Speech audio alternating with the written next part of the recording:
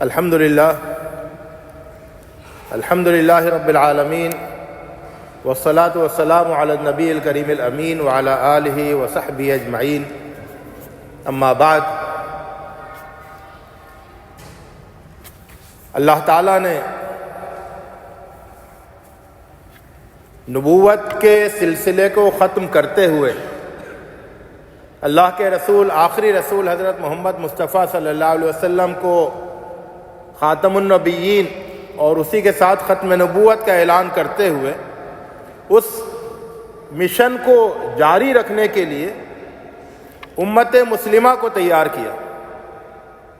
یہ مشن امت مسلمہ کے حوالے کیا اور اللہ کے رسول صلی اللہ علیہ وسلم نے 23 سال کی محنت سے ایک بے مثال امت تیار کی۔ اللہ کے رسول صلی اللہ علیہ وسلم کو اپنی امت سے بے انتہا محبت اور اللہ کے رسول صلی اللہ علیہ وسلم کی شدید خواہش یہ تھی کہ یہ امت ایک امت بنی رہے، اس میں آپس میں تفرقہ نہیں ہو، پھوٹ نہیں پڑے، یہ آپس میں ایک دوسرے سے باہم دست و گریباں نہیں ہو اور خود آپس ہی میں ایک دوسرے سے لڑتے ہوئے اپنی قوتوں کو ضائع نہیں کریں۔ اللہ کے رسول صلی اللہ علیہ وسلم نے یہ نصیحت کی تھی بہت اہتمام کے ساتھ، بہت زور دے کر کہ لا ترجعوا بعدی کفارا، میرے بعد کافر مت ہو جانا۔ اور اس کی تشریح یہ کی کہ یضرب بعضکم رقاب بعض، کہ تم ایک دوسرے کی گردنیں مارنے لگو۔ اگر ایک دوسرے کی گردنیں تم مارنے لگے تو اس کا مطلب یہ ہوا کہ تم نے اپنے امتیاز کو کھو دیا، اپنی خصوصیت کو کھو دیا، کیونکہ تمہارے اندر پھوٹ پڑ گئی۔ تو یہ امت ایک بڑے مشن کے لیے برپا کی گئی ہے۔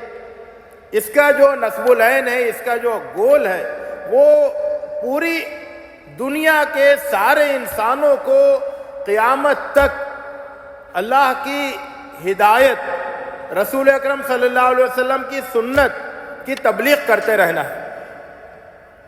تو یہ بہت بڑا مشن ہے اور یہ مشن، یہ امت اسی وقت انجام دے سکے گی جبکہ وہ باہمی اختلافات سے آزاد ہو، آپس کی فرقہ بندی، آپس کی ٹوٹ پھوٹ، اس سے وہ باہر نکلی رہے۔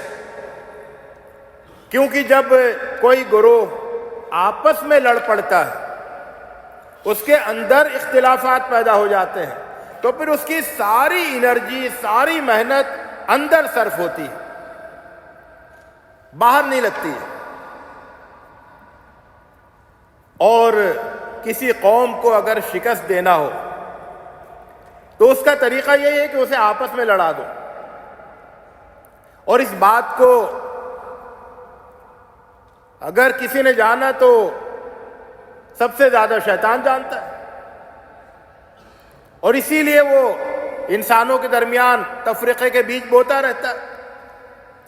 اور پھر وہ قومیں جنہوں نے شیطان کو اپنا رہنما بنایا ہے، وہ بھی اس بات کو جانتی ہیں۔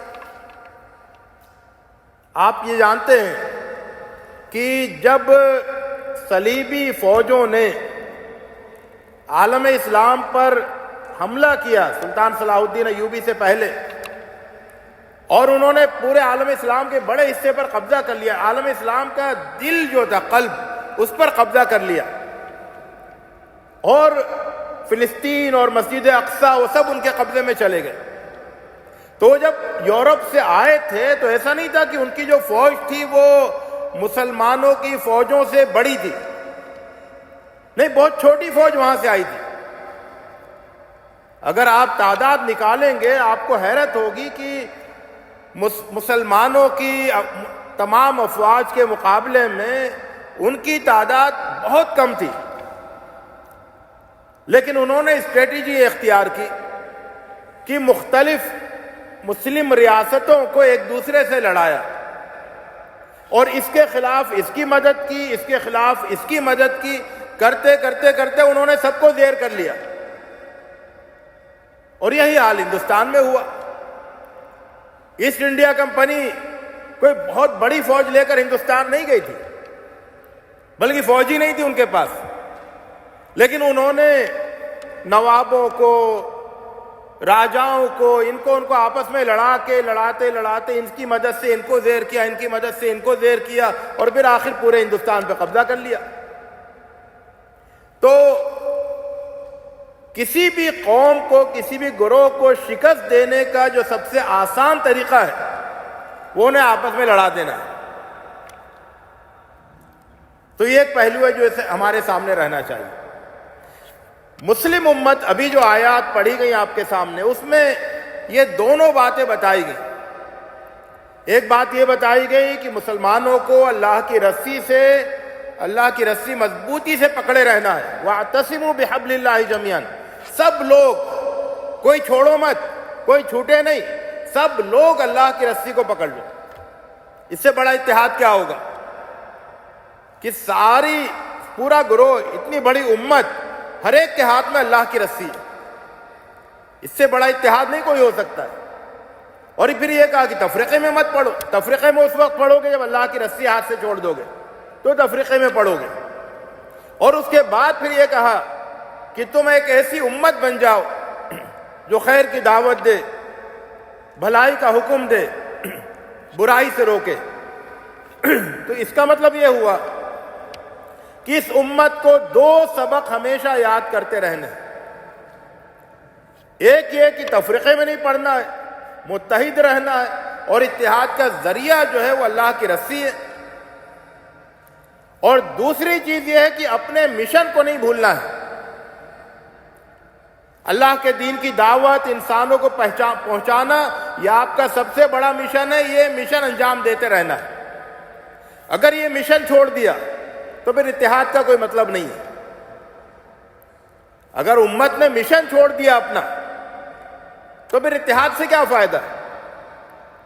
اور اگر مشن یاد ہے لیکن آپس میں ٹکرا رہے ہیں، آپس میں لڑ رہے ہیں، تو پھر مشن انجام نہیں پا سکے گا۔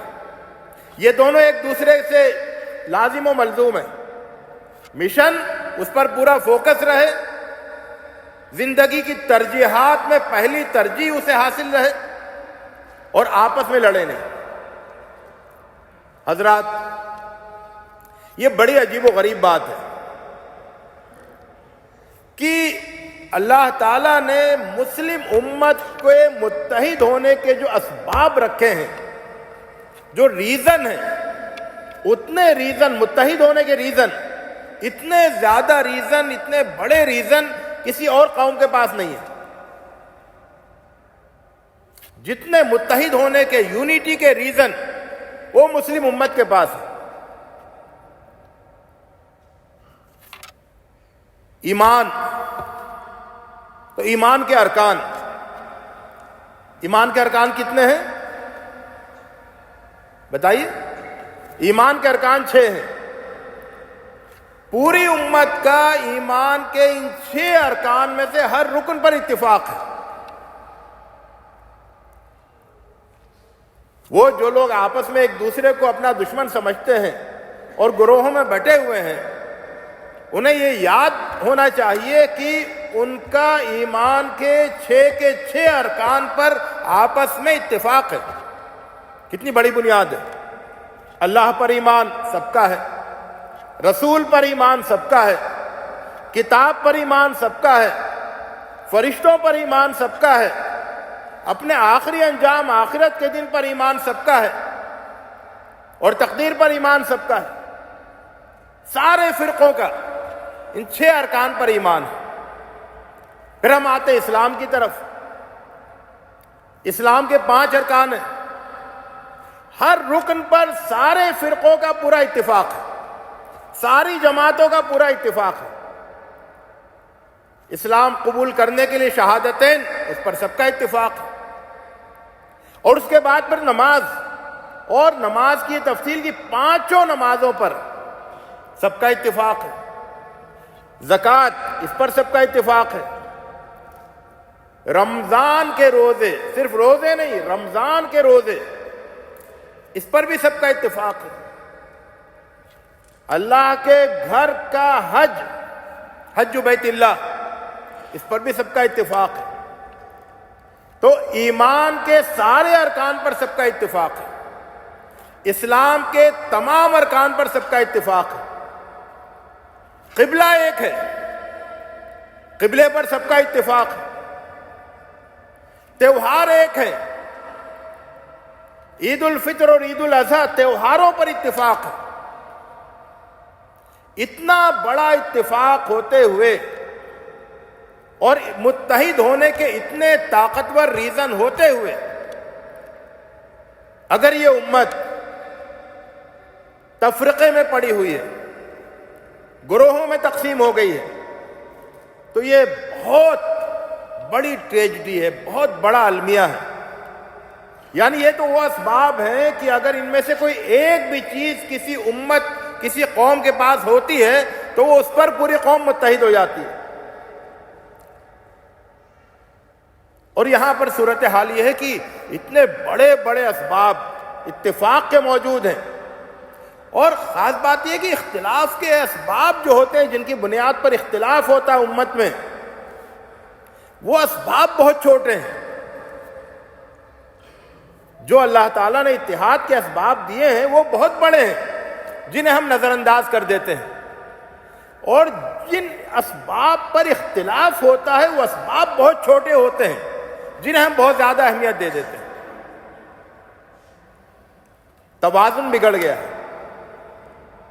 چیزوں کو دیکھنے کا توازن بگڑ گیا ہے۔ دیکھیں، اختلاف دو طرح کے ہوتے ہیں، اس بات کو اچھی طرح سمجھیے، کنفیوژن نہیں رہے کوئی۔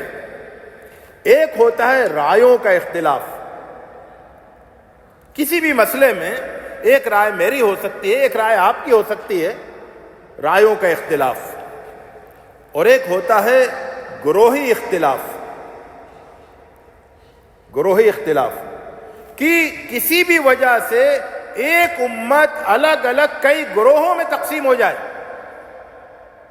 تو جو رائوں کا اختلاف ہے اس میں کوئی خرابی کی بات نہیں ہے، بلکہ وہ امت کی زندگی کی علامت ہے کہ اس امت کے افراد سوچتے ہیں۔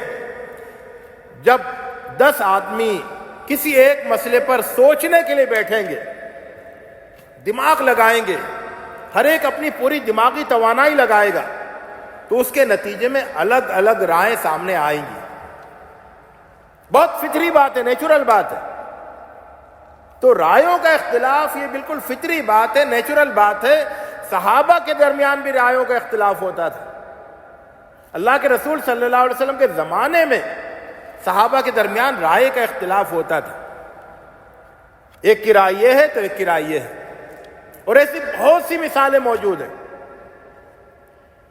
تو رائوں کا اختلاف نہیں ہوتا۔ تو یہ رائوں کا اختلاف،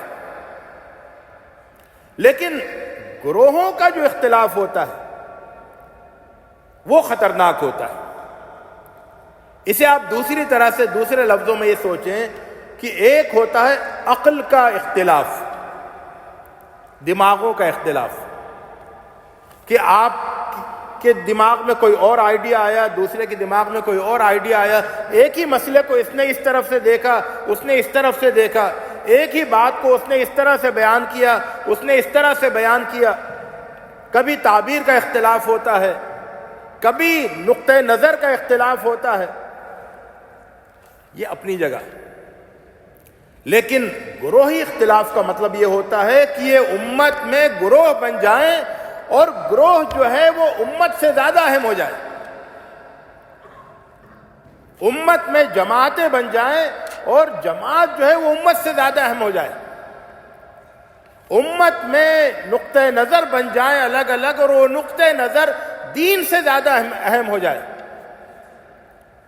لوگ دین کو کم اہمیت دیں اور نقطہ نظر کو زیادہ اہمیت دیں، مسلک زیادہ اہم ہو جائے، دین کی اہمیت کم ہو جائے۔ تو یہ جو گروہی اختلاف ہے، جو کبھی جب اس میں شدت آتی ہے تو نوبت یہاں تک پہنچ جاتی ہے کہ ایک گروہ دوسرے گروہ کو کافر قرار دیتا ہے، کافر قرار دیتا ہے ان بنیادوں پر جن بنیادوں پر کوئی کافر ہوتا ہی نہیں. یعنی بہت چھوٹی باتوں پر لوگ ایک دوسرے کو کافر قرار دیتے ہیں، لوگ ایک دوسرے کو فاسق قرار دیتے ہیں، لوگ ایک دوسرے کو گمراہ، ضال اور مضل قرار دیتے ہیں، فرق ضالہ میں شمار کرنے لگتے ہیں. بہت ہی چھوٹی، بہت ہی معمولی باتوں کی بنیاد پر. اور یہ نہیں دیکھتے کہ اصل جو ہدایت ہے، ایمان کے ارکان، اسلام کے ارکان، قرآن و سنت، اس پر تو سب کا اتفاق ہے. تو یہ ایک بہت ہی توجہ طلب بات ہے. آپ یہ بھی سوچئے ذرا سا، اور یہ سوچنا چاہیے اس پر کہ عام طور سے دین کے حوالے سے جو اختلافات ہیں، دین کے حوالے سے جو اختلافات تو کئی طرح کے ہوتے ہیں. گھروں میں زمین جائیداد کو لے کر بھائیوں میں جھگڑے ہو جاتے ہیں. بزنس لوگ مل کر شروع کرتے ہیں، بہت دوستی ہوتی ہے، پھر بزنس کے پارٹنر آپس میں ایک دوسرے سے لڑ پڑتے ہیں. کوئی کمپنی آپ لانچ کرتے ہیں، پھر آپس میں اختلاف ہو جاتا ہے اور وہ اختلاف کمپنی کو لے ڈوبتا ہے. ہمارے ایک جاننے والے تھے، انہوں نے اتنا، ان کو یونٹی کا شوق تھا کہ انہوں نے کمپنی کا نام رکھا ایکتا کمپنی. اور کچھ عرصے کے بعد وہ آپس میں ٹوٹ پھوٹ ایسی ہوئی کہ وہ ٹوٹ پھوٹ کا شکار ہو کے ختم ہو گئی ایکتا کمپنی بھی. تو الگ الگ اسباب ہوتے ہیں. میں دینی اختلافات کے حوالے سے کہہ رہا ہوں کہ یہ کیوں ہوتا ہے کہ جو دیندار ہیں ان میں دینی اختلاف زیادہ ہوتا ہے. اس کو آپ یوں سمجھیے کہ سب سے زیادہ مسلمانوں میں اختلاف وہ پارکوں میں نہیں ہوتا ہے. پارکوں میں تو سب لوگ، سارے مسلک کے لوگ جو ہیں وہ تفریح کر رہے ہوتے ہیں، بچے جھولا جھول رہے ہوتے ہیں، بڑے باربیکیو کر رہے ہوتے ہیں، تفریح کر رہے ہوتے ہیں. کوئی اختلاف نہیں ہوتا. کوئی نہیں پوچھتا تمہارا مسلک کیا ہے، تمہارا مسلک کیا ہے، تم کس جماعت کے ہو، تم کس پارٹی کے ہو. بازاروں میں بھی اختلاف نہیں ہوتا، مسلک کو لے کے، جماعت کو لے کے. کارخانوں میں اختلاف نہیں ہوتا، سڑکوں پہ، روڈ پر اختلاف نہیں ہوتا. اختلاف کہاں ہوتا ہے؟ مسجد کے اندر. یعنی مسجد جہاں پر کی اتحاد کی تربیت حاصل ہونی چاہیے تھی.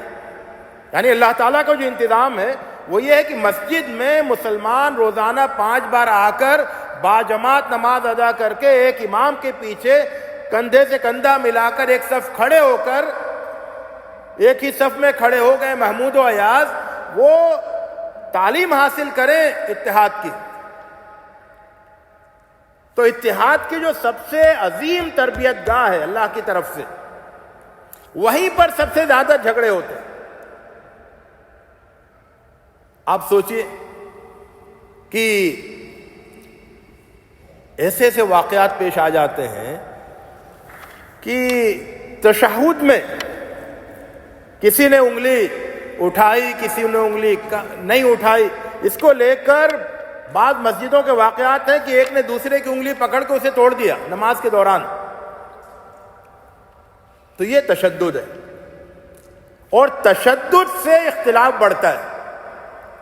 جب آپ کے اندر شدت پسندی آ جاتی ہے کسی چیز کو لے کر، اور شدت پسندی جب آتی ہے تو آدمی جو ہے وہ یہ نہیں دیکھتا ہے کہ یہ چھوٹی بات ہے یا بڑی بات ہے.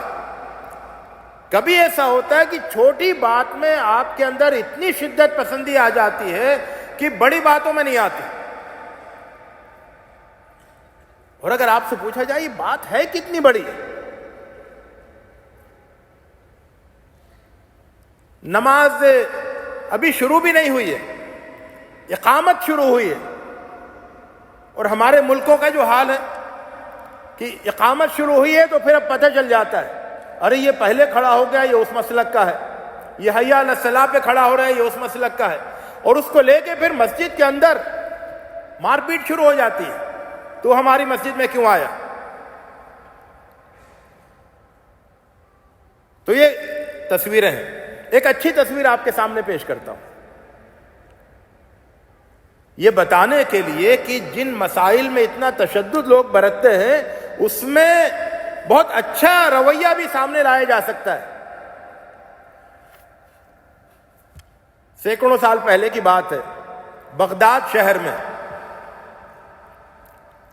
دو بڑے عالم تھے، ایک شافعی عالم اور ایک حنفی عالم. شافعی عالم تھے ابو اسحاق شیرازی رحمۃ اللہ علیہ، جو شافعی مسلک کے بہت بڑے محقق مانے جاتے ہیں. ان کی کتاب المہذب بالکل اساسی کتاب ہے شافعی مسلک کی. اور اسی زمانے میں اسی شہر میں جو قاضی القضات تھے، چیف جسٹس، وہ تھے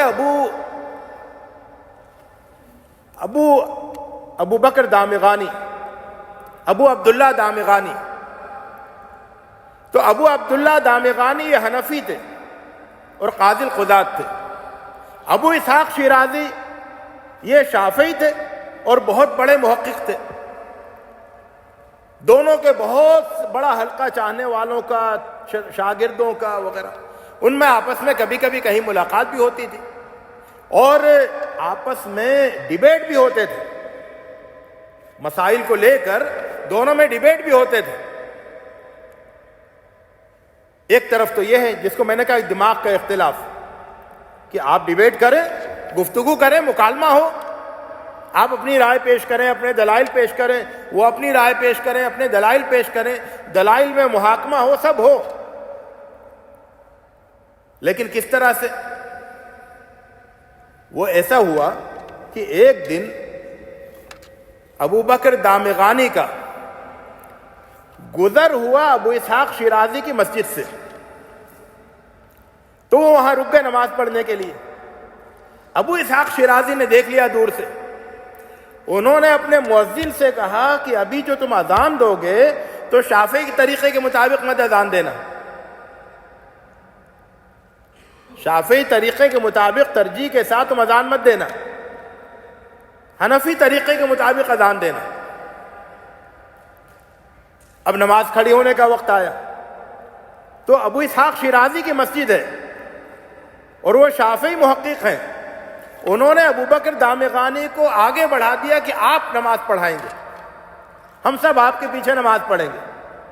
یہ نہیں کہا کہ ارے یہ دوسرے مسلک کا ہے، اس کے پیچھے ہماری نماز کیسے ہوگی. نہیں، آپ نماز پڑھائیں گے. ان کو نماز پڑھانے کے لیے آگے بڑھا دیا.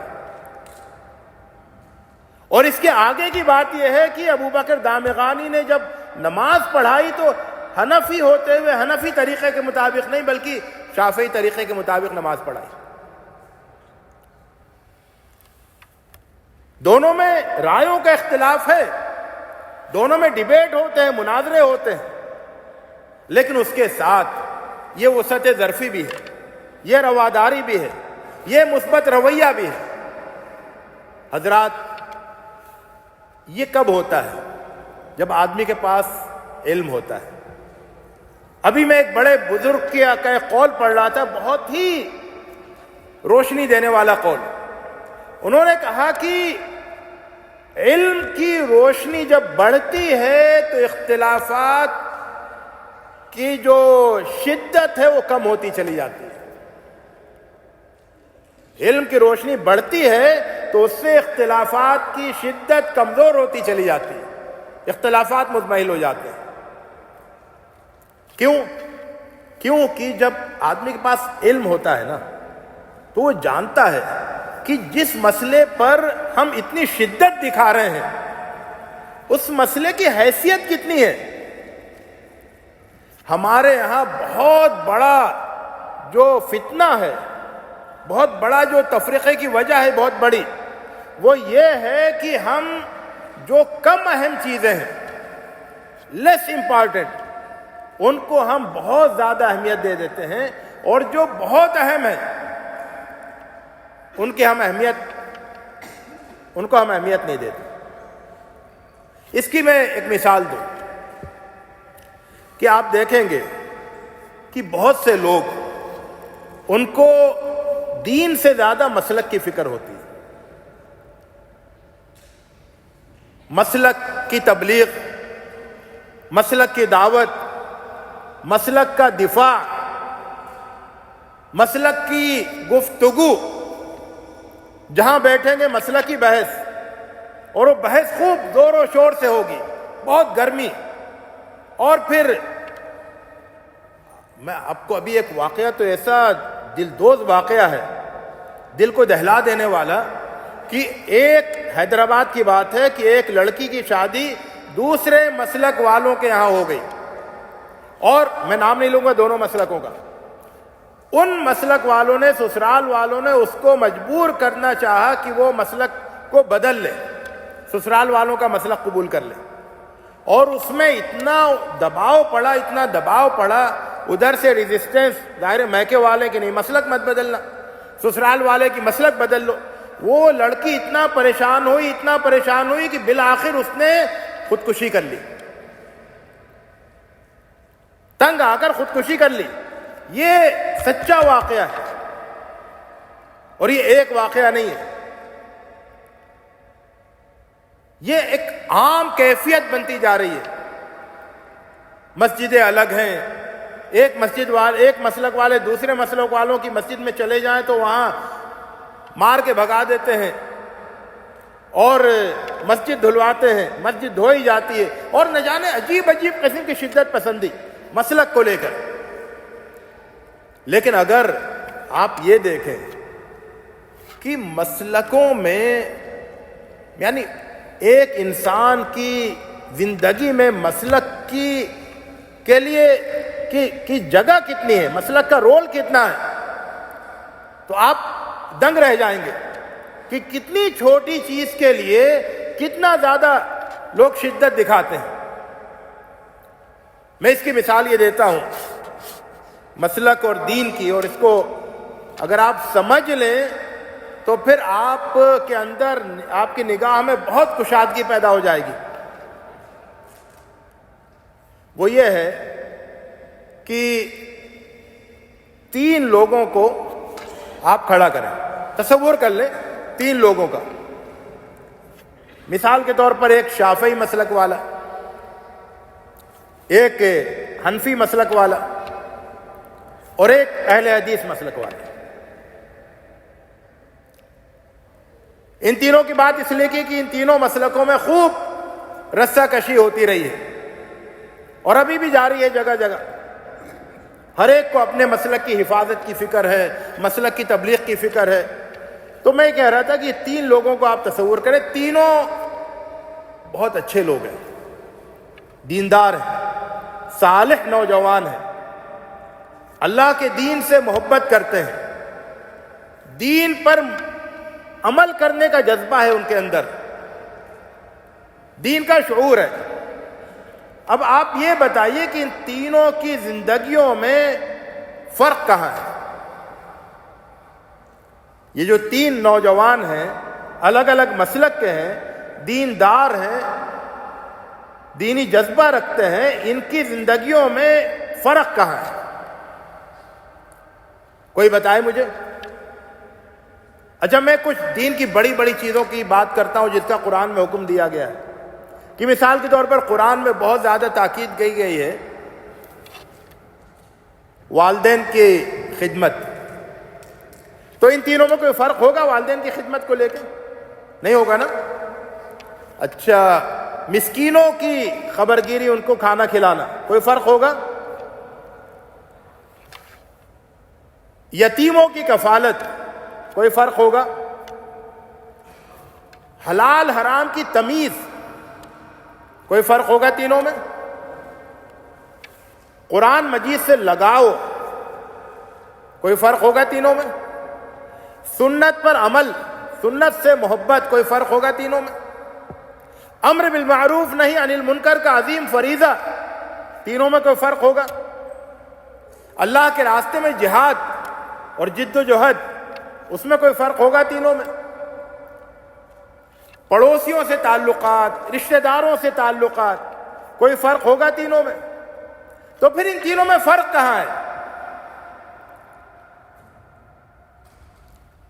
جن چیزوں کو لے کر اتنا بڑا ہوا بنا ہوا ہے اور لوگوں کو فکر ہے اپنے اپنے مسلک کی، اس کی تبلیغ کی، اس کے دفاع کی، تو تینوں میں فرق کہاں ہے؟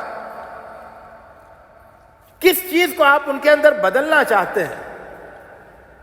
اگر وہ ان میں سے ایک اپنا مسلک بدل کر یہ والا مسلک اختیار کر لے تو اس کی زندگی میں کہاں بدلاؤ آئے گا؟ کیا وہ زیادہ نیک ہو جائے گا؟ کیا وہ زیادہ تہجد گزار ہو جائے گا؟ کیا وہ زیادہ با اخلاق ہو جائے گا؟ کیا وہ اور زیادہ صادق اور امین ہو جائے گا؟ کیا ہو جائے گا آخر؟ کچھ بھی تو نہیں ہوگا. تو معلوم یہ ہوا کہ یہ تینوں میں جو کامن چیز ہے وہ دین ہے، اور دین میں تینوں بالکل برابر ہیں. اور اس کے بعد پھر بہت ہی مائنر قسم کا، جب آپ زندگی کو دیکھتے ہیں اور دین کو دیکھتے ہیں تو بہت ہی چھوٹا، بہت ہی مائنر قسم کا کچھ تھوڑا تھوڑا فرق ہے. اور اس فرق کو اگر نظر انداز کر دیا جائے تو دین پر کوئی اثر نہیں پڑنے والا ہے. آخرت کی نجات ان فرقوں سے جڑی ہوئی نہیں ہے. دنیا کی کامیابی اور آخرت کی نجات کا کوئی تعلق نہیں ہے ان فرقوں سے. تو پھر ان فرقوں کو اتنا زیادہ اہم کیوں بنایا گیا؟ اور اس کی بنیاد پر کیوں لوگ ایک دوسرے سے دور ہیں، گروہوں میں بٹے ہوئے ہیں؟ یہ مسلکوں کا معاملہ ہے. اسی طرح جماعتوں کا معاملہ بھی ہے کہ جماعت اس لیے وجود میں آنی چاہیے کہ وہ اللہ کے دین کی خدمت کرے، اللہ کے دین کو غالب کرے، اللہ کے دین کی تبلیغ، لوگوں کی اصلاح، لوگوں کو بگاڑ سے نکالنا، لوگوں کو اچھا انسان بنانا، اچھا مسلمان بنانا. یہ اگر ہر جماعت کا مقصد ہے تو پھر اختلاف کہاں ہوگا؟ طریقہ کار میں اختلاف ہوگا. یہ اس طریقے سے کام کریں گے، وہ اس طریقے سے کام کریں گے. تو طریقہ کار کا اختلاف تو بہت معمولی چیز ہے. اگر دعوت سب کی ایک ہے، مقصد سب کا ایک ہے، تو پھر سب میں آپس میں تعاون ہونا چاہیے، آپس میں رسہ کشی نہیں ہونا چاہیے. ایک دوسرے کے حلیف بنے، ایک دوسرے کے حریف نہیں بنے. کیونکہ سب کا مقصد اللہ کو راضی کرنا ہے، سب کا مقصد دین کو بلند کرنا ہے، غالب کرنا ہے. سب کا مقصد مسلمانوں میں سے بگاڑ کو ختم کر کے اچھائیوں کو عام کرنا ہے. تو جب اتنا بڑا مقصد ہر ایک کا ہے تو پھر آپس میں ٹکراؤ کیوں؟ تو صحیح بات یہ ہے، ایک صاحب نے بہت اہم بات کہی ہے، یاد رکھنے کی ہے کہ دین کی تبلیغ کی جائے گی، مسلک کی نہیں، جماعت کی نہیں. تبلیغ کی جائے گی دین کی. ترجیح کوئی مسئلہ آ گیا، پیش آیا کوئی مسئلہ، اس مسئلے میں یہ کریں یا یہ کریں، دو تین صورتیں آپ کے پاس ہیں، یہ بھی ہو سکتا ہے، یہ بھی ہو سکتا ہے، یہ بھی ہو سکتا ہے، تو وہاں جو آپ ترجیح دیں گے وہاں مسلک کی طرف رجوع کر لیں. لیکن تبلیغ جو دی جائے گی، تبلیغ کی جائے گی دین کی. اگر اس پر سب لوگ متفق ہو جائیں، اصل میں ہے کیا کہ جو بڑا مقصد ہے امت کا، دین کی تبلیغ، دین کی دعوت، دین کی اقامت، اعلاء کلمت اللہ، جب اس سے غفلت ہوتی ہے تو پھر یہ چھوٹے چھوٹے کام جو ہے وہ اصل مقصد بن جاتے ہیں. اور اگر اس کام میں دل لگ گیا، اس کام کی اہمیت سمجھ میں آ گئی، تو پھر آپ کو موقع ہی نہیں ملے گا ان چھوٹی چھوٹی باتوں میں الجھنے کا.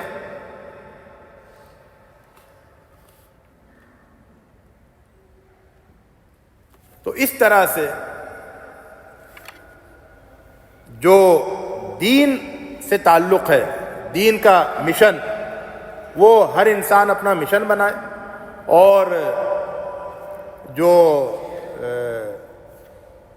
چھوٹی چھوٹی چیزیں ہیں ان کو چھوٹا رکھا جائے. جب بھی کسی چھوٹی چیز کو بڑا کریں گے تو بڑی چیز چھوٹی ہو جائے گی. جب بھی کسی چھوٹی چیز کو زیادہ بڑا کریں گے، اس کے سائز سے زیادہ بڑا کر دیں گے، تو جو سائز میں بڑی چیز ہے وہ چھوٹی ہو جائے گی. تو دین بہت بڑی چیز ہے، اس کی عظمت، اس کی بڑائی وہ سامنے رہے، اور چھوٹی چیزوں کو چھوٹا ہی رہنے دیں۔ آپ کسی بھی جماعت میں ہو، آپ کا مقصد یہ ہونا چاہیے کہ میرے جماعت کے ذریعے سے دین کو قوت ملے۔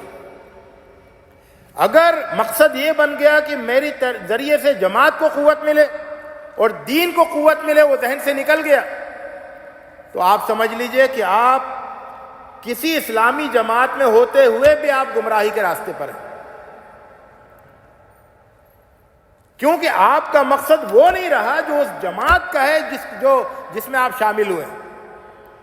جماعت کا مقصد تو دین کو بلند کرنا ہے، دین کو قوت پہنچانا ہے، اور آپ کا مقصد جماعت کو قوت پہنچانا ہے، تو آپ کا مقصد اور جماعت کا مقصد الگ الگ ہو گیا، اور جب مقصد الگ الگ ہو جائے گا تو سمجھ لیجئے کہ آپ بھٹک گئے۔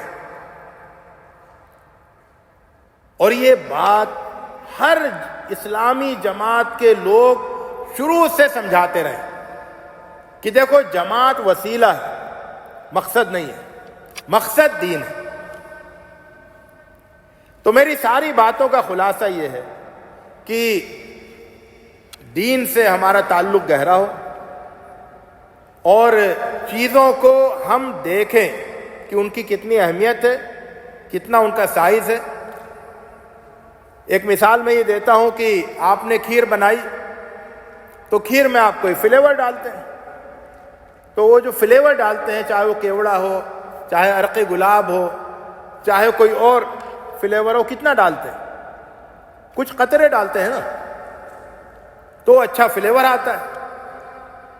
لیکن اگر فلیور سے آپ کو اتنا لگاؤ ہو گیا کہ یار یہ فلیور مجھے بہت پسند ہے، کیوڑا مجھے بہت پسند ہے، اور آپ نے کئی لیٹر کیوڑا جو ہے وہ اٹھا کے آپ نے کھیر میں ڈال دیا، تو کیا ہوگا کھیر کا حشر؟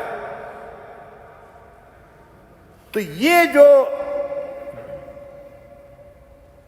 چیزوں کی اہمیت کو، ان کی حیثیت کو سمجھنے میں جب غلطی ہوتی ہے تو اس کے نتیجے میں ہمارے رویے جو ہیں وہ بگڑ جاتے ہیں۔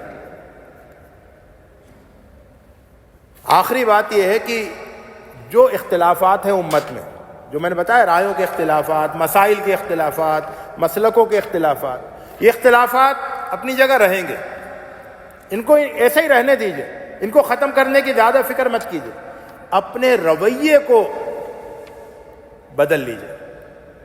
ان اختلافات کو آپ کس نظر سے دیکھ رہے ہیں وہ نظر تبدیل کر لیجئے۔ لوگوں کے ساتھ جو آپ کا پیش آنے کا رویہ ہے وہ رویہ بدل لیجئے، تو آپ دیکھیں گے کہ ہر جگہ محبت اور الفت اور وحدت اور اتحاد کا دور دورہ ہوگا۔